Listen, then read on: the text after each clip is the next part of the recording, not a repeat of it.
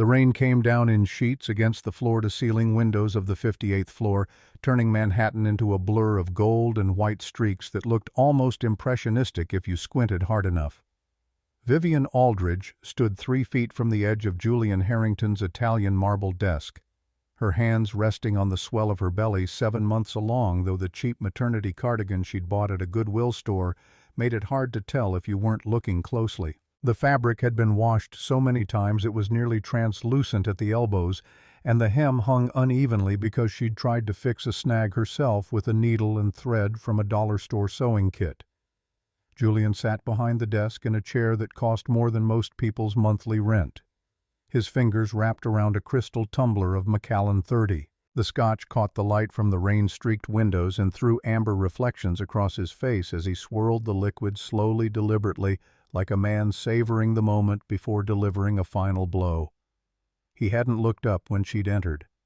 He'd made her stand there pregnant and exhausted for a full 30 seconds before acknowledging her presence with a single word that landed like a stone dropped into still water. Papers. That was all he'd said. One word. Not her name. Not a greeting. Just papers flat and cold as if she were a courier delivering documents instead of his wife of 6 years standing in his office to sign away everything they'd built together. Except they hadn't built anything together. That was the lie Vivian had been living with for so long it had started to feel like truth, until this exact moment when the scales finally fell away and she saw him clearly for the first time since the day she'd met him in a Brooklyn coffee shop, and decided to test whether one man in this world could love her for who she was instead of what she owned. The papers sat on the credenza to her left, stacked neatly next to a bottle of mineral water and a Mont Blanc pen that probably cost more than the used Honda Civic she'd been driving for the past 3 years. Julian had already signed. She could see his signature slashed across the bottom of the top page, aggressive and oversized, the kind of signature that announced its importance to anyone who happened to glance at it. All she had to do was add her own name next to his and walk out of his life forever. Vivian Gray would disappear. The kindergarten teacher who lived in a 5th-floor walk-up in the Bronx and clipped coupons from the Sunday paper would cease to exist. And the woman who had scrubbed his dishes and ironed his shirts and held his hand through panic attacks before his bar exam would become nothing more than a footnote in the biography of Julian Harrington, rising star of fintech, the man whose face had appeared on the cover of 3 major financial magazines in the past month alone. She picked up the pen. Her hand didn't shake. That surprised her. She'd thought it would shake, had imagined this moment 1,000 times over the past 3 weeks since he'd first told her he wanted a divorce, and in every version she'd played out in her mind, her hand had trembled so badly she could barely hold the pen. But now, standing here with the actual document in front of her, and the rain hammering against the windows, and Julian taking another slow sip of scotch behind her, her hand was perfectly steady. "Can we at least talk about this?" She didn't phrase it as a question. Her voice came out flat, resigned, the tone of someone who already knows the answer but feels obligated to ask anyway because that's what decent people do when their marriages are ending. They talk, they try. They don't just sign papers and walk away without at least attempting to salvage something from the wreckage. Julian stood up from his chair. The leather creaked softly as he pushed it back, and Vivian heard his footsteps crossing the space between them. Expensive Italian shoes on imported hardwood, each step a small declaration of the distance that had opened up between the man she'd married and the man he'd become. When he stopped moving, he was close enough that she could smell the scotch on his breath, and the cologne he'd started wearing 6 months ago, something sharp and woodsy that cost $200 an ounce, and that Scarlett had probably picked out for him during one of their lunch meetings that everyone at the office knew about, except apparently Julian thought Vivian didn't. His eyes moved to her belly, not with tenderness, not with concern, with something that looked almost like disgust, as if the physical evidence of what they'd created together offended him on some fundamental level. "That baby is your anchor, not mine." The words came out conversational, almost friendly, the way you might tell someone they had spinach in their teeth or their coat was inside out. Matter of fact, no heat in it, no emotion at all. "I told you not to get pregnant. You did it on purpose to trap me into staying. Well, congratulations. It didn't work." He walked past her to the minibar set into the wall of bookshelves. Books he'd never read, leather-bound editions of classics he'd bought by the yard from an interior designer who specialized in making rich people look educated. The ice clinked as he refilled his glass, and Vivian watched his reflection in the window superimposed over the rain-blurred cityscape like a ghost haunting the life she'd thought they were building. "My lawyer says I can contest paternity after it's born. Scarlett thinks it might not even be mine." The name landed between them like a grenade with the pin pulled. Scarlett Vaughn. 29 years old, vice president of marketing, long red hair and legs that went on for days, and a smile that looked warm until you noticed it never quite reached her eyes. Vivian had met her exactly twice, once at the company Christmas party 2 years ago, and once at a fundraiser last spring where Scarlett had worn a dress cut down to her navel and spent the entire evening touching Julian's arm while laughing at jokes that weren't funny. "You know this baby is yours, Julian." Vivian said it quietly without heat, because what was the point of getting angry at a man who'd already decided the truth didn't matter? She placed one hand on her belly and felt the baby kick a sharp thump against her palm that seemed to say, "I'm here. I'm real. I exist, regardless of whether he chooses to acknowledge me." Julian took a long sip of his scotch and let the burn settle in his chest before he spoke again. When he did, his voice carried the particular brand of cruelty that comes from someone who's convinced himself he's actually doing you a favor by being honest. "Sign the papers, Vivian. Go back to whatever it is you do all day. Clipping coupons, knitting socks, watching those reality shows you love so much." He swirled the amber liquid in his glass and watched the light play through it, a small private moment of appreciation for his own taste and refinement.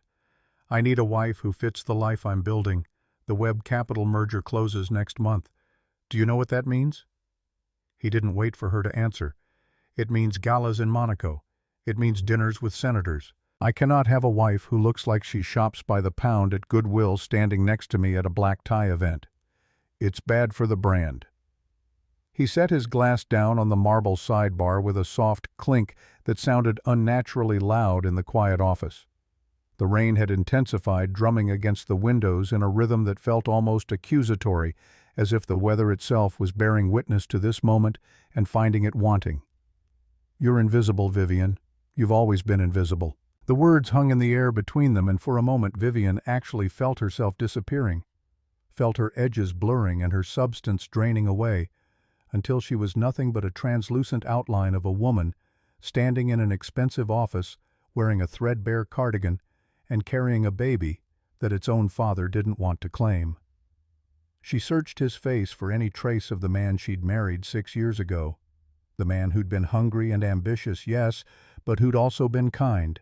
The man who'd proposed to her in a rainstorm outside a diner in Brooklyn because he couldn't afford a restaurant. The man who'd cried when she told him she was proud of him the day he passed the bar exam. That man was gone. In his place stood a stranger wearing a bespoke suit and an ugly smile, and Vivian realized with a clarity that felt almost physical that she'd been mourning the loss of someone who'd probably never existed in the first place. "You're right, Julian. I don't fit in your world." She heard her own voice as if from a great distance, calm, and measured the voice of a woman who'd already done her grieving in private and was now simply attending the funeral of her marriage. "Finally." He muttered it under his breath, but she heard it anyway. "Finally." As if her capitulation was the last box he needed to check before he could move on to the next chapter of his carefully curated life. Vivian uncapped the pen. For a moment she hesitated, not out of love or hope, but out of a final ethical pause, a last chance for the universe to intervene and turn this moment into something other than what it was. The universe declined the invitation. The rain kept falling. Julian kept standing by his minibar with his scotch and his self-satisfaction, and Vivian signed her name on the line next to his Vivian Gray. The scratch of the pen against paper echoed through the silent office like a door closing forever. She placed the pen down gently, precisely aligned with the edge of the document, and stepped back from the credenza. "It's done." Julian strode over and snatched the papers up, checking her signature carefully as if he expected her to have somehow tricked him even in this final moment. When he was satisfied that everything was in order, he smiled. It was the wide, self-satisfied smile of a man who believes he's just won the game of his life, who thinks he's outsmarted everyone in the room and come out on top through sheer force of will and superior intelligence. Perfect. My lawyer will wire the settlement funds to your account within 48 hours. Try not to spend it all on diapers and cat food. He turned his back on her and walked to the window, looking out at the city. He felt he owned the rain-slicked streets and glittering towers that represented everything he'd worked for and everything he believed he deserved. The rain had lightened slightly, and the skyline sparkled like a promise meant only for him.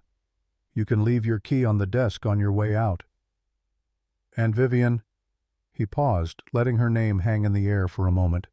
Don't come back. Security downstairs has been updated. You won't be on the list. Vivian walked to the marble desk.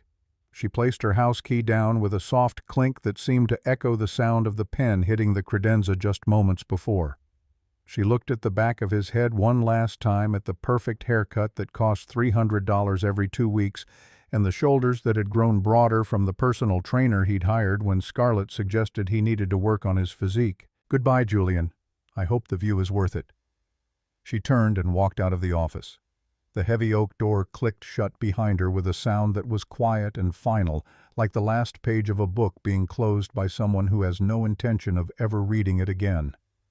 Behind her in the office, she would never see again.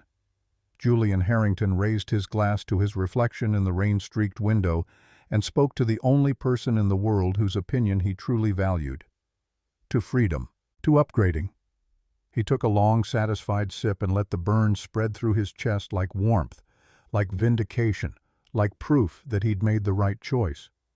He was already thinking about the penthouse he'd share with Scarlett, about the Webb Capital merger, and the media interviews that would follow about the galas and the private jets and the life he'd always deserved but had been too weighed down to reach while he was dragging Vivian's invisible weight behind him. He had no idea that the settlement he was so proud of, the one he considered generous given the circumstances, was less than the interest Vivian's family earned in a single hour. He didn't know that the woman who'd just walked out of his office wearing a stretched cardigan and carrying a canvas tote bag was the sole heir to a dynasty worth $3.1 trillion. He didn't know that she owned the bank that held his mortgage, that she controlled the software infrastructure that powered half the trading platforms on Wall Street, that her family's shipping empire moved more cargo across the Atlantic than any other private entity in the Western Hemisphere. He didn't know that by signing those papers, by mocking her as she left, by toasting himself in the reflection of a window he could barely afford, he had just made the most expensive mistake in the history of American finance. But he was about to find out. Vivian walked out of Harrington Tower and into the rain. She didn't open an umbrella because she didn't have one. She'd left it in the apartment that was no longer hers, in the closet of a life that had just been erased with a signature and a smirk. She simply stepped through the revolving door and let the cold November rain hit her face, her hair, her swollen belly, all of it, as if the water could wash away 6 years of pretending to be less than she was. She stood on the curb on Madison Avenue while the city rushed past her in a river of yellow cabs and black town cars and delivery trucks that hissed and honked and filled the air with exhaust and noise. A taxi swerved close to the curb and sent a wave of dirty water splashing across her jeans. She didn't flinch. She just stood there with both hands on her belly and felt the baby kick again, harder this time, more insistent, as if her daughter was trying to tell her something important. "It's just us now, little one." Vivian whispered it into the rain, into the noise of the city, into the November cold that was seeping through her thin cardigan. "But I promise you something. You will never, not for one single day of your life, feel unwanted. Do you hear me? You are wanted. You are loved. And your mama is going to make sure the world knows it." The tears came then. Not the polite, contained tears she'd trained herself to produce in front of Julian, the kind that made her look weak enough to satisfy his ego without actually inconveniencing him. These were real tears, deep tears, the tears of a woman who had spent 6 years hiding who she was, so that a man might love her for herself, only to discover that the man had never loved her at all. He had loved the idea of having someone beneath him, someone to look down on, someone to make him feel tall. She sobbed on the sidewalk while hundreds of people walked past. Businessmen in expensive suits, women in designer coats, teenagers with headphones, delivery guys pushing carts. Not one of them stopped. Not one of them even slowed down. She was invisible here too, just like Julian had said, a pregnant woman crying in the rain on one of the busiest streets in Manhattan, and the city flowed around her like water around a stone. Her phone rang. The cracked screen lit up with a name that made her close her eyes in relief. Dorothy Monroe. 57 years old, former college professor turned bakery owner, a woman built from Brooklyn steel and buttercream frosting, who had exactly zero tolerance for nonsense and an infinite capacity for love. She was the only person in New York City who knew the truth about Vivian Gray. Not the kindergarten teacher truth, the real truth. Vivian answered with a shaking hand. Honey, Dorothy's voice came through warm and fierce. Did he do it? Did that sorry excuse of a man actually go through with it? Vivian could barely speak through the tears. He said the baby might not be his Dorothy. He said I trapped him. He called our baby an anchor. The silence on the other end of the line lasted exactly 2 seconds. When Dorothy spoke again, her voice had dropped to the register she reserved for moments of absolute moral clarity. Lord have mercy on his soul, because I will not. You listen to me, Vivian Gray. You are not what that man says you are. You spent 6 years wearing thrift store sweaters and driving a Honda Civic so you could find out if one man on this earth could love you without a price tag. That's not weakness, honey. That's the bravest thing I've ever seen a woman do. And it's over now. It's time to stop hiding. I'm scared, Dorothy. The rain ran down Vivian's face, mixing with her tears until she couldn't tell which was which, not of being alone. I'm scared of who I become if I use what I have. Then don't use it for revenge. Use it for justice. Use it for that little girl in your belly. She deserves a mama who stands tall. She deserves to grow up knowing that her mother didn't crumble when the world tried to crush her. You hear me? I hear you? Good. Now, where are you? Are you still standing in the rain like a fool? I'm on the curb outside his building. Well, get off that curb. You're going to catch pneumonia, and I'm going to have to come down there and drag your billion-dollar behind into a warm car myself. Despite everything, Vivian almost smiled. Almost. And then the car arrived. It didn't pull up the way a taxi pulls up with squealing brakes and a honking horn. It glided to the curb like a ship docking in a harbor, silent and immense and inevitable. A Rolls-Royce Phantom in midnight blue, so deep it looked black, with windows tinted to the point of opacity and diplomatic flags on the fender that made other cars give it a wide berth as it eased into the space where Vivian stood. In the financial district of Manhattan, luxury cars were common, but a Phantom of this caliber, with an aura of old-world power that seemed to bend the light around it, was something else entirely. Pedestrians stopped on the sidewalk and stared. A woman in a business suit actually lowered her umbrella to get a better look. The rear door opened from the inside. A man stepped out. Early 60s, tall, with a military posture so rigid it looked like his spine had been replaced with a steel rod. He wore a suit that cost more than Julian's entire office fit out, though you would never know it because the man wearing it didn't care about fashion. He cared about precision. His face was grave but kind, the face of a man who had spent decades protecting someone he considered family. He held a large black umbrella. He opened it and stepped forward, shielding Vivian completely from the rain before a single additional drop could touch her. Miss Aldridge. He began with her real name, then corrected himself with immediate precision. Miss Gray. My apologies. Old habits. Vivian looked at him. The tears were still wet on her cheeks, but something in her eyes shifted when she saw him. The despair didn't vanish, but it moved aside to make room for something else. Recognition, relief, and the faintest beginning of resolve. Hello, Theodore. You're right on time. Theodore Blackwell, 62 years old, head of private security and legal counsel for the Aldridge Legacy Trust. Former military intelligence, 23 years of service to the Aldridge family. He had watched Vivian grow up. He had taught her to ride a bicycle on the grounds of the family estate in Newport when she was 6. He had stood at the back of the church at her wedding to Julian and said nothing, though his silence that day had been louder than a scream. He held the umbrella over her with the steady hand of a man who would stand in a hurricane if she asked him to. The board has been notified of the signature. The trust is fully unlocked. Your grandmother was notified 7 minutes ago. She sends her love and asked me to tell you, and I quote, "It's about damn time." Grandmother is always dramatic. Vivian said it with a warmth that cracked through her grief like sunlight through storm clouds. She stepped into the car. The interior hit her with a wave of warmth that she felt in her bones. The scent of jasmine and aged wood surrounded her. The leather seats were softer than anything in the apartment she'd shared with Julian, which she supposed was ironic given that this car cost more than the entire apartment building. Theodore closed her door, walked around to the front passenger seat, and settled in beside the driver with the efficiency of a man who had performed this routine 1,000 times. As the car pulled away from the curb and merged silently into traffic, Theodore turned to face her through the partition. "We have taken the liberty of retrieving your personal items from the residence in the Bronx. They are being transported to the penthouse at the St. Regis as we speak. Is there anything else you require from your former life?"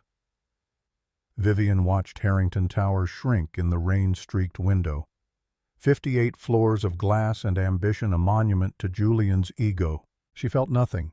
No longing, no regret, just the strange hollow lightness of finally setting down a weight she'd been carrying for 6 years.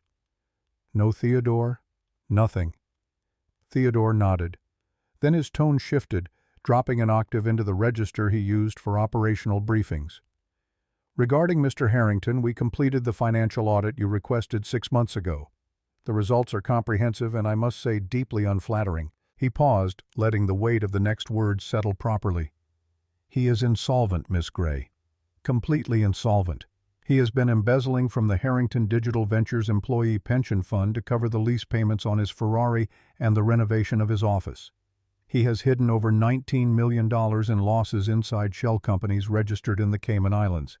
He has 3 offshore accounts he has not declared to the Internal Revenue Service. He is borrowing from one creditor to pay another, and he genuinely believes that the merger with Webb Capital will save him from all of it." Vivian closed her eyes. She rested her hands on her belly and felt the baby kick again, stronger this time, more insistent.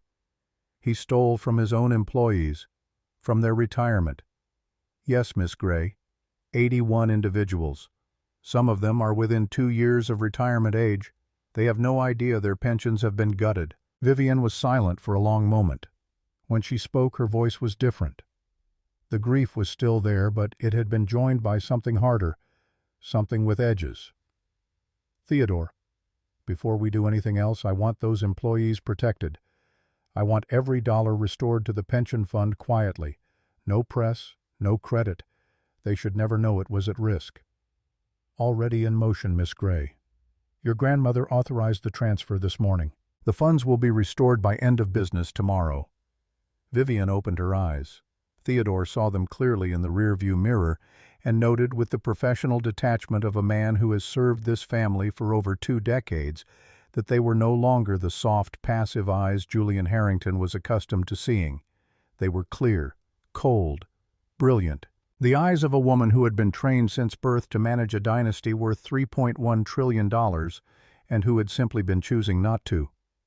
"Take me to the penthouse. I need to make some calls." "And Theodore." "Yes, Miss Gray." "Nobody at Harrington Digital Ventures learns who is behind Vanguard Holdings. Not yet. Not until I'm ready. I want Julian to feel the walls closing in without having any idea who's building them." Theodore allowed himself the smallest of smiles. It was the smile of a chess master who has just been told to set up the board. "Understood, Miss Gray." Complete operational silence. The Rolls-Royce glided through the Manhattan traffic like a shark through dark water. Behind the tinted windows, Vivian pulled a phone from her tote bag. It wasn't the cracked smartphone she carried around Julian. It was a secure satellite device with no brand markings encrypted to military specifications. She dialed a single number. "It's done." Her voice was steady now. The tears were gone. In their place was the voice of a woman who had just stopped pretending. "Initiate the acquisition of Harrington Digital Ventures through Vanguard Holdings. Full audit, full restructuring plan, and tell the board I'm coming home." She ended the call and looked out the window at the city lights blurring past. Somewhere up there on the 58th floor of a building she could buy with her pocket change. Julian Harrington was pouring himself another scotch and toasting his own reflection. He thought he had just freed himself from a burden. He had no idea he had just released a storm. 3 weeks later, Julian Harrington felt like a god. The divorce had been finalized with record speed, thanks to what his lawyers called the most cooperative opposing party they had ever encountered. Vivian had not contested a single line of the settlement. She had taken the apartment in the Bronx, the Honda Civic, and a lump sum that Julian considered generous, but that would not have covered the fuel bill for Vivian's family jet for a single month. She had signed everything, taken everything, and vanished so completely that Julian sometimes wondered if she had ever existed at all. Good riddance, he told himself every morning while knotting his tie in the mirror. Dead weight. Anchor. Gone. Scarlett Vaughn had moved into the penthouse suite at the Ritz-Carlton within days of the divorce being finalized. She had redecorated it in shades of white and gold, which she said projected power and sophistication. Julian paid for all of it on credit, which he planned to pay off with the Webb Capital merger bonus. The numbers were astronomical. $920 million for the combined entity with an $18 million signing bonus just for him, plus stock options that could push him into the hundreds of millions once the company went public. He was on the cover of Forbes, The Wall Street Journal, and Bloomberg Businessweek within the same month. The headlines all said variations of the same thing: rising star of fintech. The man revolutionizing mobile banking. Julian Harrington, the future of digital finance. He had given interviews where he talked about disruption and innovation and the importance of staying hungry. He had been invited to speak at a tech conference in Silicon Valley. The world was bending toward him like a flower following the sun, and he was soaking up every ray. On this particular evening, 3 weeks after the divorce, Julian sat in the private dining room of Le Bernardin, with Scarlett glowing under the candlelight across from him. She wore a red dress that left strategic amounts to the imagination diamond earrings that caught every flicker of flame, $95,000 purchased on the company card under marketing expenses, and an expression of satisfied hunger that Julian mistook for love, but that was actually something much colder. To us. Scarlett raised her champagne flute, a vintage that cost $400 a bottle. And to the Webb deal. I heard the signing bonus alone is going to be 8 figures. Low 8 figures. Julian corrected with a modesty so false it practically winked. But the real money is in the stock options. Once we go public, we're talking hundreds of millions. We'll be royalty, Scarlett. Actual American royalty. Scarlett clinked her glass against his, and the crystal rang out clear and pure in the intimate space. I've already been looking at summer homes in the Hamptons, and maybe a chalet in Aspen for the winter. Oh, and Julian, we absolutely need to get on the list for the Met Gala next year. I will not take no for an answer. Consider it done. Julian cut into his lobster with the confidence of a man who believes he will never eat anything less expensive for the rest of his life. Scarlett took a sip of champagne and smiled, but it was not the warm, giddy smile of a woman in love. It was the smile of a woman reviewing her investment portfolio and finding the returns satisfactory. Because here is what Julian did not understand about Scarlett Vaughn, and what needed to be understood right now: Scarlett was not a mistress. She was an architect. She had identified Julian Harrington 18 months ago as a perfect target, a man with a growing company, a fragile ego, and a wife who would be easy to displace. She had studied Vivian for months before making her move, cataloging every vulnerability, every insecurity, every pressure point. She knew that Vivian was quiet. She knew that Vivian would not fight. She knew that if Julian was given the right words at the right time, he would drive Vivian out without Scarlett ever having to get her hands dirty. And she had given him every word. The anchor line, the invisible line, the goodwill line, every cruel phrase Julian had spoken during the divorce, every cutting remark that had made Vivian flinch, had been written by Scarlett Vaughn and rehearsed over pillow talk until Julian delivered them as naturally as if they were his own thoughts. Now, watching him preen over his lobster, Scarlett allowed herself a moment of private satisfaction. "I told you, babe, get rid of her before the 3rd trimester." After the baby comes, courts get sympathetic. Pregnant women get everything. Judges love a crying mother. We needed her gone fast, broken, and in tears, so she wouldn't have the energy to fight the settlement. You were right. Julian speared an asparagus tip. She just signed. Didn't even argue. Didn't bring a lawyer. Didn't ask for more money. She just signed and left. Easiest divorce in the history of matrimonial law. Scarlett shrugged, but her eyes were sharp. Of course she didn't argue. I gave you the script, Julian. I studied that woman for months. I knew exactly where to cut. Women like her, the quiet ones, the ones who hide behind kindness and cardigan sweaters, they don't fight. They fold. You just have to hit the right nerve. Julian raised his glass. Well, here's to your script. It worked perfectly. They clinked again. The champagne was going down easy, smoothing all the rough edges, making everything feel inevitable and right. I almost forgot to mention. Julian set down his fork. I'm meeting with a new investor group tomorrow morning, Vanguard Holdings. They appeared out of nowhere. Based in Delaware with operations in Singapore. Very exclusive, very private. They want to inject capital into the post-merger entity. My broker says they've been watching my career for years. They think I'm a visionary. Vanguard Holdings. Scarlett frowned slightly. I haven't heard of them. That's because they don't advertise Babe. This is private equity at the highest level. They don't come to you unless you're exceptional. They found me, not the other way around. Scarlett filed the name away in her mind but said nothing more. She had learned early in life that the best way to control a man was to let him believe every good idea was his own. Julian's phone buzzed on the white tablecloth. An unknown number. He glanced at Scarlett. Ignore it. It might be the web team. Julian picked up the phone. Harrington here. A voice came through the speaker. It was male, deep, and distorted slightly as if the connection were poor or the caller was using some kind of digital masking. Mr. Harrington, this is regarding your meeting with Vanguard Holdings tomorrow morning at 10 a.m. Yes, I'm confirmed. Who is this? This is a courtesy call. The CEO of Vanguard will be attending the meeting personally. She rarely attends preliminary meetings. You should consider this significant. Be prepared. Julian felt a jolt of electricity run through him. The CEO was coming in person for a preliminary meeting. That meant they were serious. That meant big money. Potentially enormous money. The CEO. That's fantastic. What is her name? I'll have my team run a background brief. There was a pause on the other end, a silence that felt heavier than it should have. The CEO is not a he, Mr. Harrington, and she does not require a brief. She knows everything about you. Another pause, longer this time. Just bring your A-game. And Mr. Harrington, one more thing. Yes, wear the blue tie, the one you wore to your wedding. She likes nostalgia. The line went dead. Julian stared at the phone for a long moment, his brow furrowed. Then he laughed, shook his head, and set the phone down. Weird. What Scarlett was reapplying her lipstick in a compact mirror. The investor. The CEO is coming personally. A woman. And she gave me fashion advice. Told me to wear my wedding tie. Scarlett raised an eyebrow.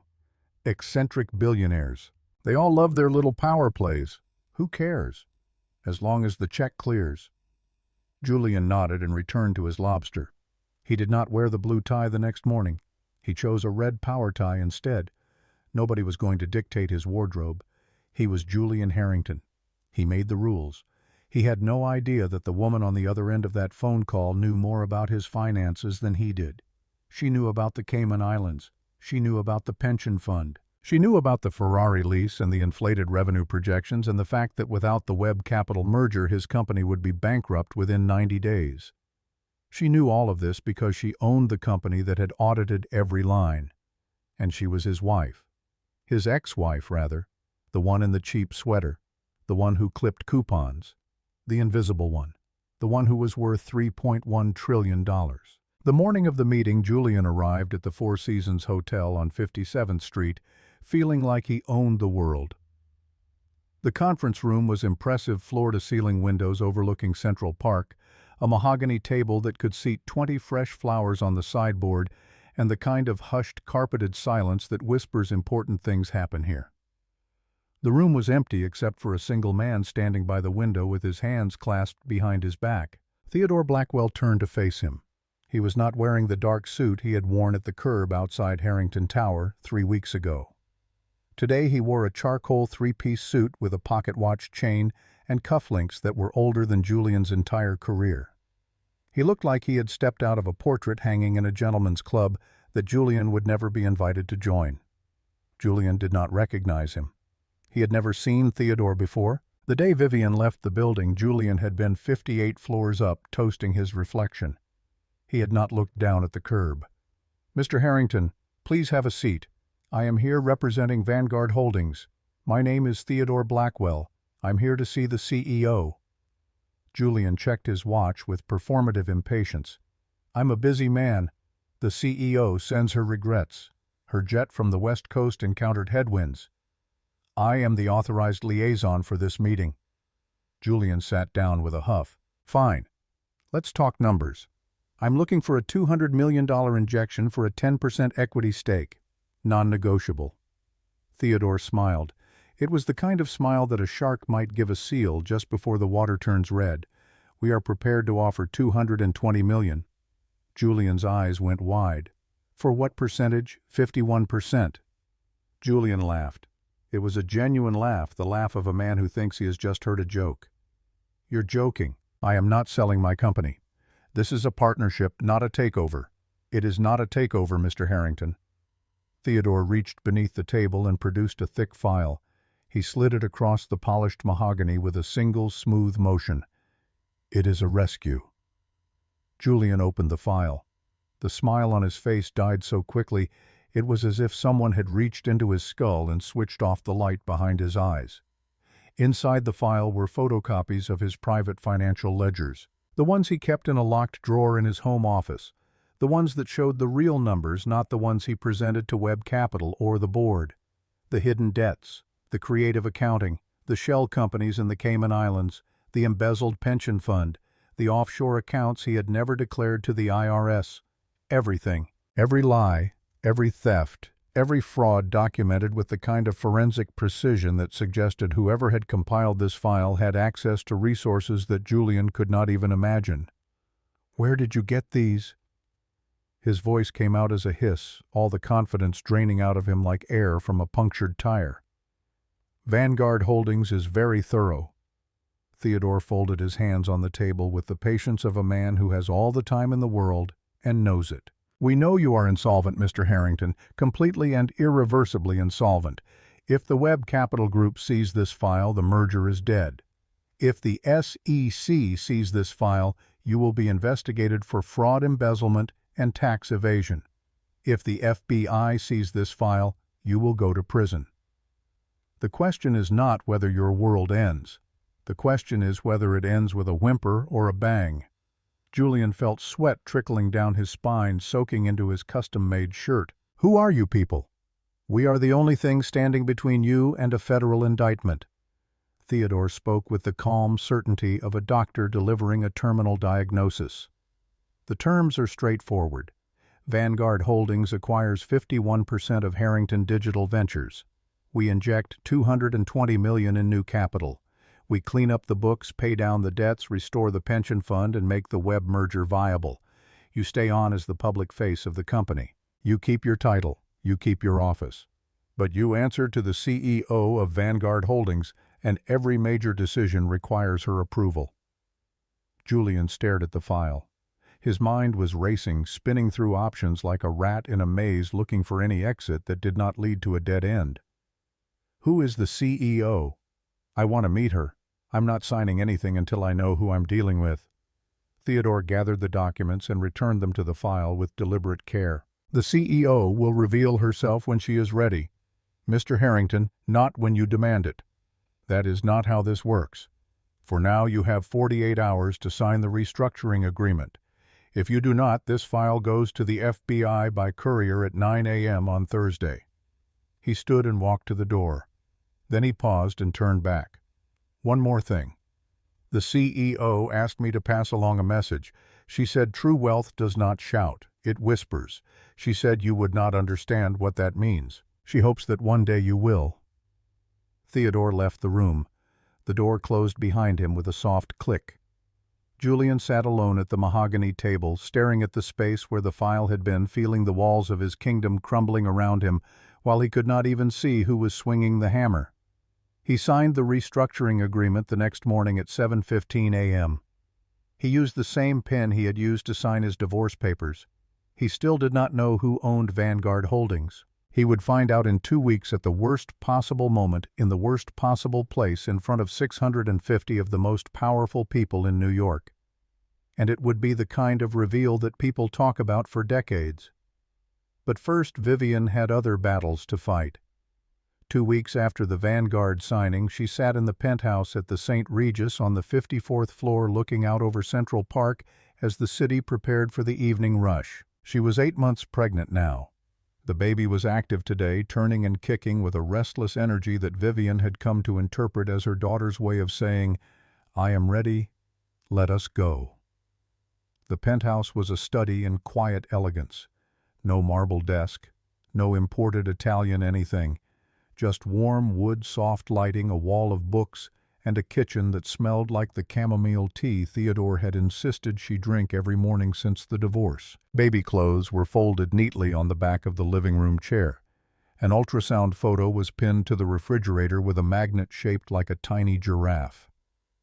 She was on a video call with Evangeline in Newport. Evangeline Aldridge was 86 years old.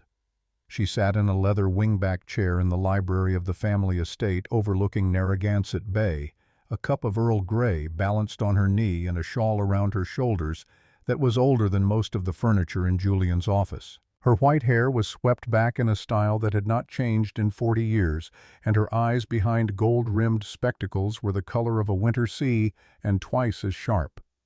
She had built the Aldridge Empire, not inherited it, built it. Her late husband Vivian's grandfather had started with a single boat in Philadelphia during the Great Depression. Evangeline had turned that boat into a fleet, the fleet into a shipping line, the shipping line into a global enterprise that now controlled significant interests in maritime transport, rare earth mining, and the software infrastructure that powered half of Wall Street. She was worth $3.1 trillion. She wore a $30 shawl. She did not see the contradiction. "The board is ready." Evangeline's voice was clear and commanding despite her age. "Theodore's team has completed the audit. The question is, Vivian, what do you want, revenge or justice? I need you to be very clear with me because they are not the same thing." Vivian sat down slowly in the chair across from the screen. She rested her hands on her belly. He stole from his own employees' grandmother, their retirement fund. 81 people who showed up every day and worked hard and trusted him. Some of them are 2 years from retirement. They have no idea that the money they were counting on does not exist anymore. That is not about me. That is about them. Evangeline studied her granddaughter's face for a long moment. Then she nodded. "Good. Lead with that. When you lead with justice, the personal satisfaction takes care of itself. Your grandfather always said that." After the call ended, Vivian sat alone in the quiet apartment. The city hummed 54 floors below. The baby kicked. She placed both hands on her stomach and spoke to her daughter the way she had been speaking to her for months, quietly, honestly, as if the child could already understand. "Your daddy does not want us, Meredith. That is what I am going to call you. Meredith Catherine Aldridge, after the strongest woman I know. And I am going to make sure you never need anyone's approval to know what you are worth. Not a man's approval, not the world's approval, not even mine. You are going to know it in your bones, baby girl, because your mama learned the hard way what happens when you let someone else decide your value." She felt Meredith kick again 3 times in rapid succession like a heartbeat. Vivian wiped her eyes and picked up her phone. She called Dorothy. "Dorothy, I'm scared again." "Of what, honey?" Dorothy's voice was warm and immediate, as if she had been sitting by the phone waiting for exactly this call. "That I will enjoy it." Dorothy laughed. It was a full, rich laugh that could have melted butter at 40 paces. "Honey, if you enjoy it a little bit, that is just the Lord's sense of humor. Now go get him. But Vivian did not get the chance to go get anyone. 2 hours later, the pain hit. She was in the nursery folding tiny onesies and arranging them in the dresser drawer by color when the contraction came. It was sudden, sharp, and deep. Not in her belly, but lower, a white-hot lance of agony that made her gasp and grip the edge of the dresser so hard her knuckles went white. Theodore. She managed to get the word out barely more than a whisper, but Theodore had been in the adjacent room as he always was when Vivian was in residence, and the sound of her gasp triggered an instinct honed by decades of crisis response. He was through the door in 4 seconds. He took one look at her face, one look at the blood spreading on the cotton of her dress, and he was already on the phone. Mount Sinai Maternity Emergency. We are 8 minutes out. Have a team standing by. The next hour was a blur of sirens, sterile corridors, fluorescent lights, and the relentless beeping of machines. Vivian was rushed to the maternity ward at Mount Sinai Hospital, where a team of 3 doctors and 2 nurses surrounded her with the kind of controlled urgency that is more frightening than panic because it means the professionals are genuinely scared. Pre-eclampsia. The doctors used the word calmly, but Vivian could see the concern in their eyes. Her blood pressure was dangerously elevated. The sustained stress of the past weeks, the divorce, the restructuring, the gala that was scheduled for 2 weeks from now had taken a toll that her body could no longer absorb. The baby was at risk. Vivian lay on the hospital bed under the buzzing fluorescent lights, her hand on her belly monitors, beeping on both sides of her like a mechanical heartbeat. She was terrified in a way she had never been terrified before. Not of losing money, not of losing the company, not of Julian or Scarlett or any of the human threats that populated her waking hours. She was terrified of losing Meredith, of losing the one thing in the world that money could not buy and power could not protect. Please. She whispered it to no one and everyone, to the doctors and the nurses and the universe itself. Take everything I have, every dollar, every company, every building, every stock, every trust. Take all of it. Just save my baby. Please, just save her. Dorothy arrived 20 minutes later. She burst through the hospital room door, still wearing her flour-dusted apron from the bakery, because when the phone had rung and Theodore's voice had said the words, "Hospital and emergency," Dorothy had not even paused to take the apron off. She had run to her car, driven 11 miles over the speed limit, and talked her way past 3 nurses by sheer force of Brooklyn determination. She took Vivian's hand and held it with both of hers. "You listen to me. This little girl is an Aldridge. She held on through 6 years of that man's cruelty. She held on through tonight. She held on through everything this world has thrown at you. She is not going anywhere, Vivian. Do you hear me? She is not going anywhere." The doctor stabilized Vivian over the next 2 hours. The blood pressure came down. The bleeding stopped. Meredith's heartbeat, monitored through a device strapped to Vivian's belly, remained strong and steady, a rapid, insistent drumbeat that said, "I am here, I am not leaving." But the verdict was severe. Dr. Catherine Miles was a woman in her early 50s with kind eyes and a voice that brooked no argument. "Strict bed rest, Miss Aldridge. No travel, no stress, no leaving this hospital room for at least 2 weeks, possibly longer. Your body has been under extreme sustained stress, and it has reached its limit. If we push further, we risk a premature delivery with serious complications. You need to rest. That is not a suggestion. It is a medical order." Vivian stared at the ceiling. The triumph of signing the Vanguard agreement, which had felt so total and so final just days ago, evaporated like morning fog. "I cannot run a restructuring from a hospital bed, Dorothy. The board meetings, the SEC filings, the web integration. Everything is happening in the next 2 weeks, and I am lying here connected to machines." Dorothy squeezed her hand. "Theodore can handle the business, honey. That man has been running things behind the scenes since before you were born. Your job right now is not to be a CEO. Your job right now is to grow that baby. Everything else can wait." Vivian closed her eyes. A single tear rolled down her cheek and fell onto the hospital pillow. She had won the battle with Julian. She had stood at the Four Seasons and watched Theodore dismantle him piece by piece. She had signed the papers that would give her control of his company, and his future. And now, 2 hours later, she was flat on her back in a hospital bed, unable to move, unable to fight, unable to do anything except lie still and pray that her body would hold together long enough for her daughter to arrive safely. Evangeline called from Newport. Her voice came through the speakerphone clear and strong. "Vivian, listen to me. Your grandfather built this dynasty from nothing, a single boat and a dream during the worst economic catastrophe in American history. He was told he was finished 100 times by bankers, by competitors, by the weather. Do you know what he always said? What the storm is not your enemy.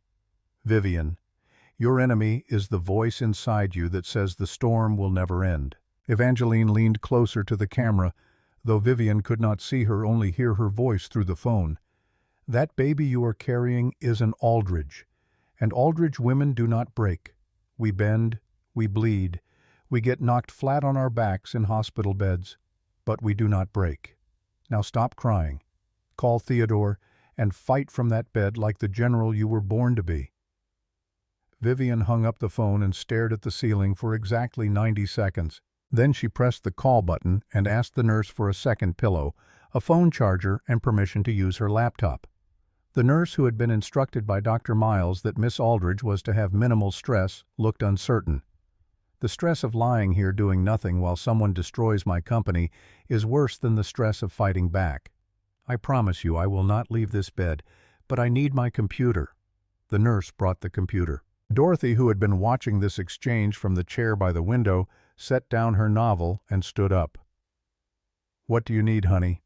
"I need you to go to the gift shop downstairs and buy every phone charger they have. I need you to call Theodore and tell him to get up here with a secure laptop and a pot of real coffee, not this hospital decaf." "And Dorothy?" "Yes. Thank you for being here. For all of it. Honey, I have been waiting 6 years to watch you do this.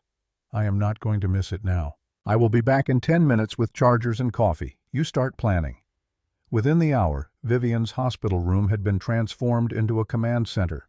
Theodore had arrived with 2 secure laptops, a mobile hotspot, 3 encrypted satellite phones, and a leather briefcase containing the complete Harrington Digital Ventures financial dossier. He set everything up on the rolling hospital tray table with the methodical precision of a man assembling a field headquarters. Dorothy had returned with 6 phone chargers, a pot of coffee she had somehow convinced the hospital cafeteria to brew at double strength, and a bag of chocolate chip cookies from her own bakery that she had stashed in her car for exactly this kind of emergency. The heart monitor beeped steadily beside the bed. The lights of Manhattan glittered beyond the hospital window.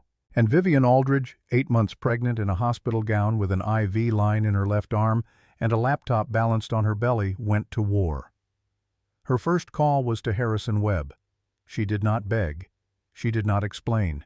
She did not appeal to his sympathy or their shared history or the fact that his family and hers had been business allies for 30 years. She simply sent him one document through a secure email link and asked him to open it. The document was the full, unredacted financial audit of Harrington Digital Ventures. But it was not just the audit of Julian's fraud, the pension embezzlement, the shell companies, the offshore accounts. Harrison had seen those numbers already.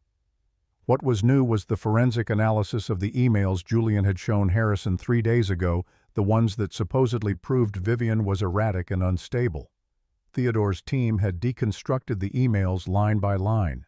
The timestamps were wrong. The metadata showed they had been created on a laptop registered to Scarlett Vaughn, not on Vivian's devices. The IP addresses were inconsistent. The language patterns analyzed by a linguistic forensics expert the Aldridge dynasty kept on retainer did not match Vivian's writing style. They matched Scarlett's. In short, the emails were forgeries, and the forensic proof was irrefutable. Harrison read the document in silence. When he spoke, his voice was colder than Vivian had ever heard it. "That little weasel sat in my office and lied to my face. He showed me fabricated evidence and asked me to help him steal your company. I will testify to that under oath if it comes to it. Thank you, Harrison. I am going to need that." Her second call was to the 2 board members who had flipped their votes. She did not threaten. She did not raise her voice. she presented them with a very simple reality. They had voted to suspend her proxy based on Julian's motion. Julian's motion was supported by fabricated evidence. By voting with him, they had functionally endorsed a fraudulent filing. If the SEC investigated, and the SEC would investigate, their votes would be part of the record. They would be named as co-conspirators, not because Vivian would name them, but because the evidence would. She gave them a choice. Reverse your vote by end of business today, and you will be remembered as board members who corrected an error when presented with new evidence. That is an honorable narrative. The alternative narrative is considerably less comfortable. I will let you decide which story you prefer to tell. They flipped back within 40 minutes, both of them. The proxy suspension was reversed. Vivian's voting authority was restored. Her third move was strategic rather than defensive. She instructed Theodore to leak the real restructuring financials, the accurate ones, to 3 carefully selected Wall Street analysts. Not the entire dossier. Just enough. The fact that Vanguard Holdings had injected $220 million in new capital. The fact that the employee pension fund, which Julian had gutted, had been quietly and fully restored. The fact that the Sentinel algorithm, the crown jewel of the Harrington technology portfolio, was performing 18% above projections in beta testing. The analysts published their assessments. Within hours, the stock began to recover. By the following morning, it had regained 13% of what it had lost. Dorothy brought soup. She set the thermos on the tray table next to the laptop and the encrypted phone and the stack of legal documents. You just ran a corporate war from a hospital bed in a nightgown. Your grandmother would be proud. Heck, I am proud. And I barely know what half those words mean. Vivian smiled. She closed the laptop. She leaned back against the pillows and placed both hands on her belly. Meredith was kicking 3 quick thumps in a row, the rhythm that Vivian had come to think of as her daughter's applause. We did it, baby girl. We are safe. She closed her eyes. The monitors beeped. The coffee grew cold on the tray. For the first time in days, she slept. She did not know that while she slept, Julian and Scarlett were in Julian's apartment on the Upper East Side, planning the most destructive act of their partnership. She did not know that Scarlett was pacing the living room like a predator, her mind working through angles and vulnerabilities with the focused cruelty of a woman who has decided to burn a house down because she cannot own it. She did not know that the second false victory was about to be shattered by a bomb. Not a physical bomb. Something worse. A digital one hidden inside the one piece of technology that made Harrington Digital Ventures worth anything at all, rigged to detonate in a way that would send Vivian to prison and take Meredith away from her arms before the baby ever had a chance to know her mother's face. Julian was pacing. He had been pacing for the better part of an hour, wearing a groove in the expensive Persian rug that Scarlett had insisted they buy to make the Upper East Side apartment look more sophisticated. The board had flipped back. Harrison Webb was not returning his calls. The stock was recovering. Every move he had made in the past week had been countered, neutralized, and turned against him with a precision that felt almost surgical. He was running out of moves, and he knew it. Scarlett sat on the leather sofa with her legs crossed and a glass of wine in her hand. She had been quiet for 20 minutes, which was unusual for Scarlett, and therefore dangerous. When Scarlett went quiet, it meant she was thinking. And when Scarlett was thinking, the world should be afraid. We need something bigger. She said it, finally breaking the silence like a hammer through glass. Something she cannot recover from. Something that does not just hurt her. Something that ends her. What is bigger than taking the board? Julian stopped pacing and turned to look at her. We kill the product. Julian felt the words hit him like a physical blow. He stared at her, waiting for the punchline, for the moment when she would laugh and tell him she was joking. But Scarlett's face was completely serious, her eyes cold and calculating in a way that made something deep in Julian's stomach twist. What the Sentinel algorithm? It is the only reason this company has any value. Without it, the stock is worthless. The merger is dead. Vivian loses everything. That is insane, Scarlett. That is our own company. If the algorithm crashes, I lose everything too. Scarlett set down her wine glass with deliberate care. She looked at him with an expression that contained no warmth, no affection, no pretense of partnership. Just pure surgical calculation. It is not our company, Julian. It is her company. She made that very clear. You are a figurehead, a puppet. Remember, that is what I called you on the sidewalk. And I was right. So the question is not whether we destroy the company. The question is whether we destroy it on our terms or let her bury us on hers. She walked to his laptop and opened it, her fingers moving across the keyboard with the confidence of someone who has done this before. I still have system access, my secondary admin login. Theodore's team never found it. She was wrong about that last part, but she would not learn it for several more days. Theodore Blackwell had found the backdoor access on the very first day of the restructuring audit. He had mapped every access point, every credential, every digital fingerprint in the Harrington Digital Ventures network. He had found Scarlett's secondary login within hours, and he had made a decision that would define everything that came after he did not close it. He left it open deliberately because Theodore understood something that Scarlett, for all her cunning, had never learned. The most effective trap is not a locked door. It is an open one that leads exactly where you want your prey to go. Scarlett outlined the plan while Julian stood by the window and felt the last traces of his conscience flicker like a candle in a draft. They would use her backdoor access to reach the source code repository for the Sentinel algorithm. Julian knew the architecture better than anyone. He had helped design it back when he still did actual work instead of just posing for magazine covers. He would write the logic bomb, a few dozen lines of malicious code buried deep in the subroutines that would cause the entire system to crash catastrophically once the user base exceeded 12 million. The crash would look like a technical failure, not sabotage. The stock would collapse. The merger would die. Investors would flee. But that was not the genius of the plan. That was just the detonation. The genius was the framing. Scarlett would plant false evidence using Vivian's compromised proxy credentials from the brief period when the board had suspended her access. She would make it look like Vivian herself had inserted the malicious code routing the digital fingerprints through access points that had been temporarily linked to Vivian's account during the suspension. When the bomb went off and the investigators came looking, every piece of digital evidence would point to one person, Vivian Aldridge. When this goes off, Scarlett's voice was flat and matter-of-fact, the tone of someone discussing quarterly projections rather than corporate terrorism. She does not just lose money. She goes to prison for corporate sabotage, for wire fraud, for conspiracy. And with a newborn baby child, Protective Services takes the kid. Vivian loses everything. The company, the fortune, the reputation, and the baby. Julian was staring out the window, his hands shaking. Not with fear, with the toxic energy of a man standing at the edge of a cliff and looking down. The baby Scarlett. That is my daughter. She is... He could not finish the sentence. He had called Meredith an anchor. He had questioned her paternity. He had told Vivian to try not to have the baby in the Honda Civic. But somewhere beneath the layers of ego and cruelty and self-interest, a single nerve remained. Scarlett killed it. Your anchor. That is what you called her. Remember.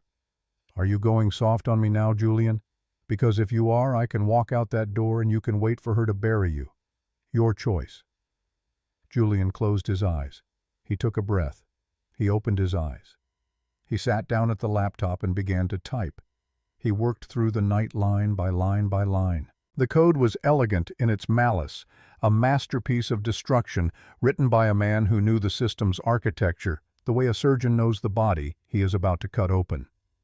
Scarlett handled the framing with meticulous care, rerouting access logs through 3 different proxy servers, layering the false trail through Vivian's compromised credentials. When it was done, Julian pressed enter. The screen flashed confirmation.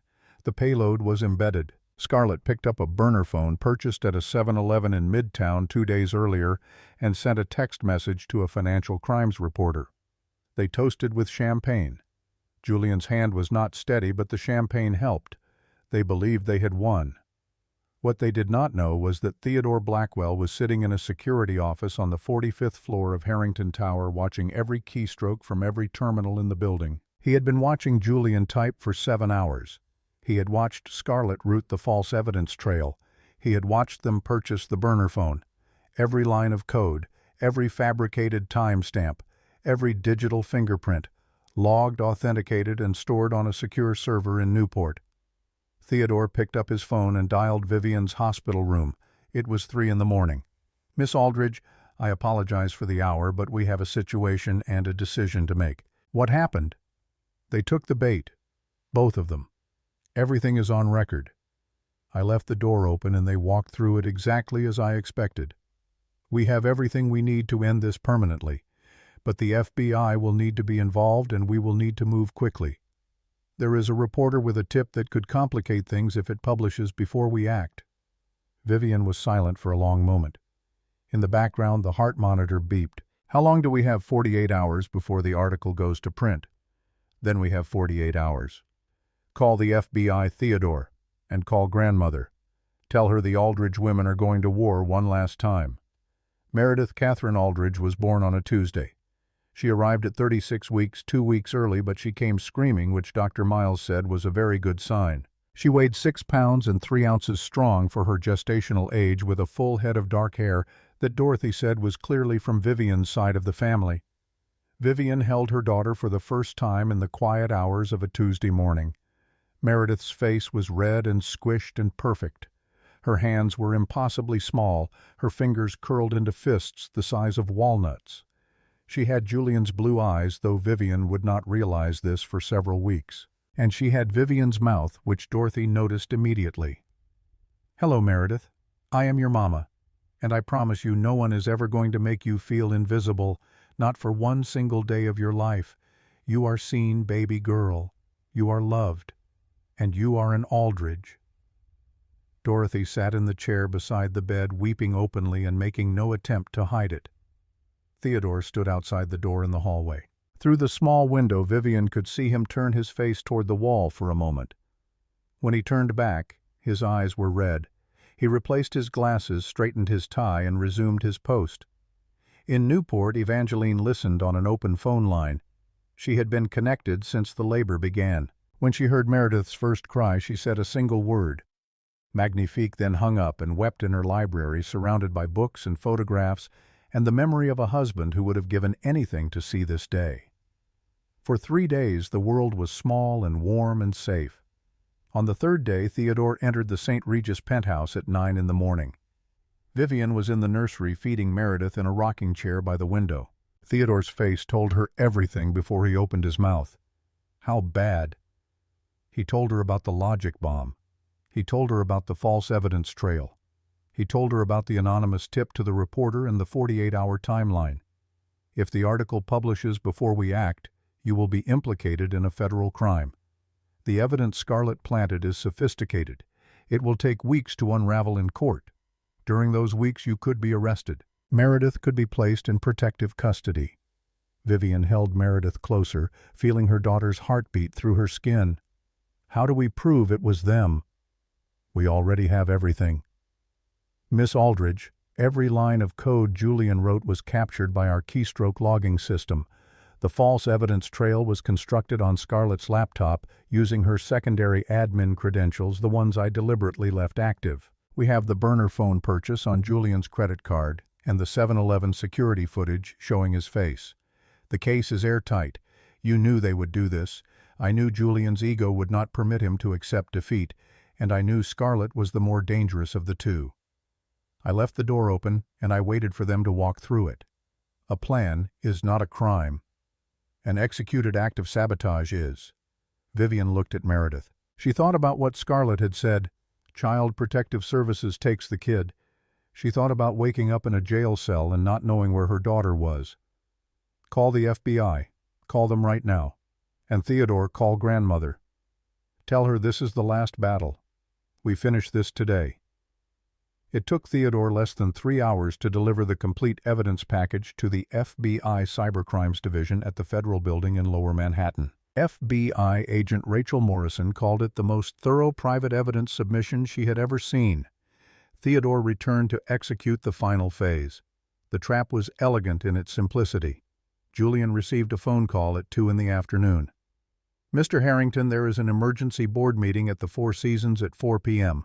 The Web Capital merger timeline has accelerated, and there are technical questions about the Sentinel algorithm that only you can answer. Your expertise is critical. Julian's ego could not resist. He put on his red tie, checked his hair in the mirror, and drove to the Four Seasons. Scarlett received a separate call, a meeting with the new chief marketing officer of Vanguard Holdings, to discuss a possible reinstatement also at the Four Seasons, but on a different floor. At 4 p.m., Julian walked into the conference room on the 32nd floor. Theodore was there, standing by the window. Harrison Webb sat at the table, his face set in controlled fury.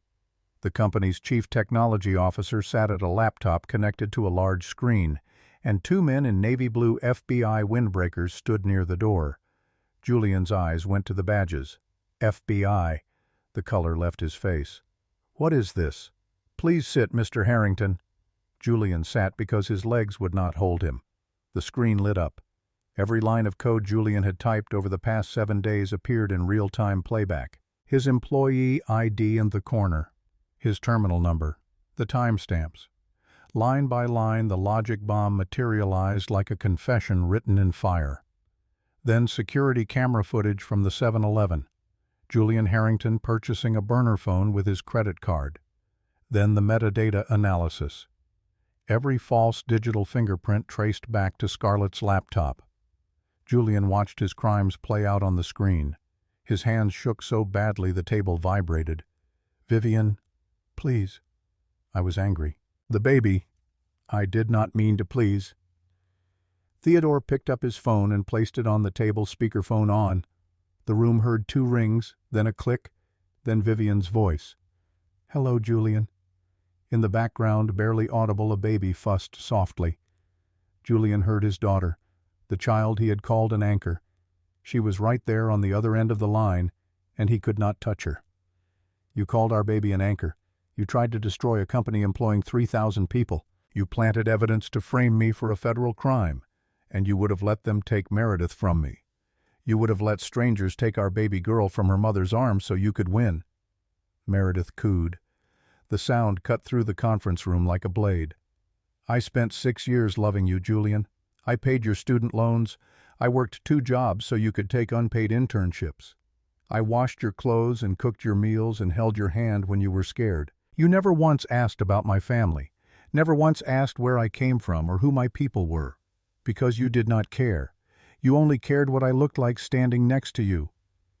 The monitors in the penthouse beeped twice. "All you had to do was be kind, Julian. That was the only test. And you failed it every single day." FBI agent Rachel Morrison stepped forward. "Julian Harrington, you are under arrest for attempted sabotage of critical financial infrastructure, fabrication of evidence, wire fraud, and conspiracy. Please stand and place your hands behind your back." The agents turned him around. The handcuffs clicked shut. As they led him toward the hallway, Julian twisted his head back. "That is my daughter. You cannot keep her from me. She is mine." Vivian's voice came through the speaker one final time. "You kept yourself from her, Julian. I just watched." 3 floors below, Scarlett Vaughn walked into a conference room expecting to meet the new chief marketing officer. 2 female FBI agents were waiting. "Scarlett Vaughn, you are under arrest for conspiracy to commit corporate sabotage, fabrication of evidence, wire fraud, and unauthorized access to protected computer systems." They cuffed her. She screamed for a lawyer the entire way to the elevator. 6 months passed. At the Federal Correctional Institution in Otisville, New York, Julian Harrington woke up at 6 a.m., ate breakfast from a metal tray, and reported to the prison laundry. His hands were rough and cracked from industrial detergent. His hair was buzzed to stubble. He wore a beige jumpsuit 2 sizes too large. He had spent the first month in shock, the second in rage, the third in depression. Now at 6 months he was simply empty. On a Tuesday morning in late spring, a guard rapped a baton against the bars of his cell. "Legal visit. Move." Julian's heart lurched. A legal visit. It could be news about the appeal. It could be a miracle. He was led down the corridor in shackles. The guard deposited him in the visitation room, a bleak space divided by thick plexiglass with phones mounted on both sides. Julian sat down expecting his lawyer's tired face. Instead, he saw Vivian. She sat on the other side of the glass like a visitor from another universe. She wore a simple trench coat over a cream silk blouse. Her hair was loose. She wore no jewelry except a small gold pendant at her throat.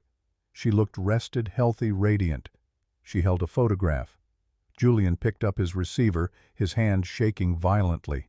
"Vivian, you came." "I did." Theodore advised against it. "But I owed you one last visit, one last explanation, and then I am done." She held up the photograph. Meredith at 6 months old, laughing, reaching toward the camera with chubby hands, dark hair and 2 tiny pigtails, Julian's blue eyes and Vivian's mouth. Pure, joyful happiness. She was being held by an older man with a kind, weathered face. Julian had never seen this man in his life. Julian pressed his hand against the glass eyes fixed on the photograph. "She looks like me." "She does." His eyes shifted to the man holding his daughter. Vivian did not explain. She let the silence fill the space between them. Then she reached into her bag and produced a document, a photocopy of an old legal form. "Do you recognize this?" Julian squinted. "It looks like the prenup. The one you made me sign." He said prenup with bitterness that tasted like rust. He remembered that day with excruciating clarity. He had been so proud, so arrogant. He had insisted on protecting his assets, a leased BMW, $12,000 in savings. He had made Vivian sign as a condition of marriage. He had not read the addendum. Vivian read it aloud. Should the spouse of the beneficiary remain in the marriage for a period of 8 years and demonstrate consistent loyalty, kindness, and fidelity during said period, the spouse shall be entitled to 50% of the non-vested trust dividends. Upon the 10th anniversary of the marriage, payable annually in perpetuity. Julian's mouth went dry. How much last year's dividends alone were approximately $550 million. She said it casually as a statement of fact.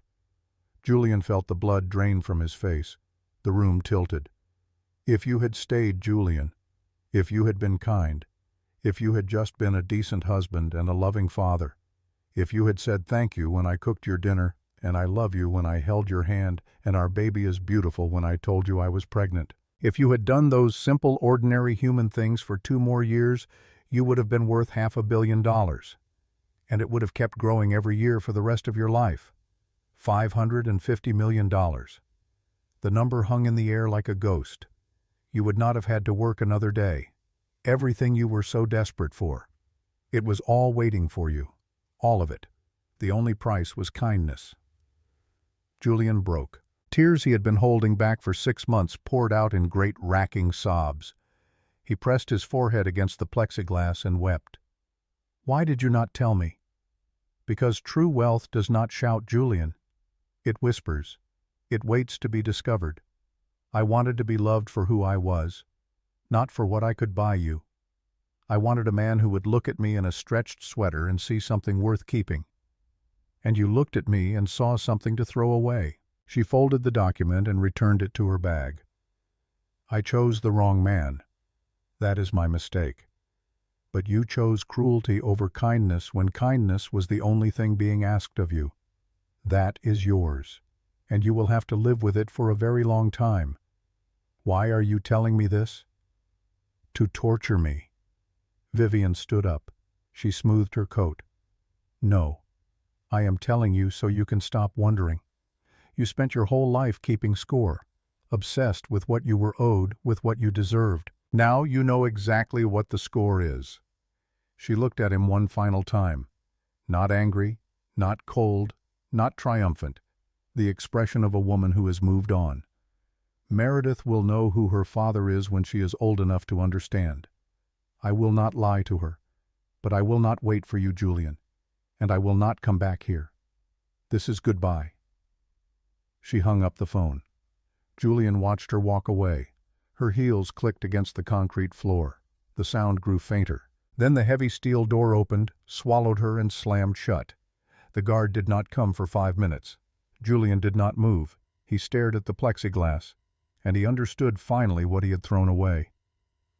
1 year later, on a sunlit terrace overlooking Narragansett Bay in Newport, Rhode Island, Vivian sat in a cushioned garden chair with Meredith on her lap.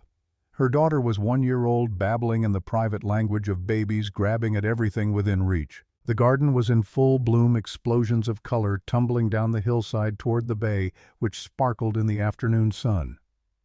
Evangeline sat beside them, 87 years old now, a cup of Earl Grey balanced on her knee, a cashmere shawl around her shoulders. Dorothy was visiting from Brooklyn. She sat in a third chair drinking sweet tea from a mason jar, complaining that Newport pastries were overrated. Theodore stood at a respectful distance, reviewing security reports on his tablet. He allowed himself a rare, small smile. Miss Aldridge, several updates. Julian Harrington's second appeal has been denied by the Federal Circuit Court. The 8-year sentence stands. His attorney will not file a third appeal. Vivian nodded. She felt nothing. The chapter was closed. Additionally, Miss Vaughn's plea deal was rejected by the sentencing judge. She received 3 years at the Federal Women's Correctional Facility in Alderson, West Virginia. Dorothy snorted. I read she tried to sell her story to People magazine from inside, wanted to do a whole spread. Theodore permitted himself a very small smile. They declined. Their exact response was, "Who?" Dorothy threw her head back and howled with laughter. Meredith, startled, looked at Dorothy and burst into giggles. Vivian turned to Dorothy. Speaking of good news, I have been meaning to tell you something. Uh-oh. Whenever you say that, it means you have done something ridiculous and generous, and I am going to cry. I bought the building your bakery is in. The whole building. The deed has been transferred to your name. It is yours, Dorothy. Free and clear. No rent, no mortgage, no landlord. Yours. Dorothy's face cycled through 7 expressions in 3 seconds before settling on helpless, overwhelmed love. She burst into tears. You did not have to do that, honey. You held my hand when I thought I was losing Meredith. You sat with me in that hospital room for 11 days. A building is nothing compared to that, Dorothy. Nothing. Dorothy pulled her into a hug, holding on tight. Evangeline watched with eyes that glistened behind her gold-rimmed spectacles. She waited until the embrace ended, then reached out and took Vivian's hand. I am making a change to the trust, Vivian. The loyalty clause stays, but I am adding a new provision. I am calling it the Meredith Clause. Vivian looked at her grandmother. Any future spouse of any Aldridge heir must demonstrate 2 full years of consistent kindness and integrity before they are told the family name. They must love us when we look ordinary. They must prove themselves when there is nothing to gain. We will never let another Julian Harrington through the door. Vivian smiled. You think of everything, grandmother. Evangeline kissed Meredith's forehead. The baby grabbed a fistful of the old woman's shawl and gurgled. I learned from watching you. Vivian's phone buzzed. The quarterly report. Aurora Harrington Technologies had reached an all-time high. 19 million users. Revenue growth of 32%. A partnership with the Federal Reserve Bank of New York. 3,000 employees with secure jobs and fully funded retirement accounts. She did not open the report. The numbers would still be there tomorrow. Meredith grabbed a daisy from the garden. She held it up to Vivian with a drooly, gap-toothed grin, offering it with the serious generosity of a child who believes that a flower is the most valuable thing in the world. And she was right. Vivian took the daisy. She held it in one hand and held her daughter in the other. She looked at Dorothy, wiping her eyes with a bakery napkin. She looked at Evangeline, feeding Meredith pieces of soft bread with patient hands. She looked at Theodore, pretending to read his tablet, but actually watching them with the expression of a man who has spent his entire career protecting a family and has finally seen the reason why. 3 generations of Aldridge women sitting in the sun surrounded by flowers. Unbreakable. You, my love. Vivian whispered to Meredith, pressing her lips to her daughter's dark hair. You are the only fortune that ever mattered. The bay sparkled. The garden bloomed. Meredith laughed.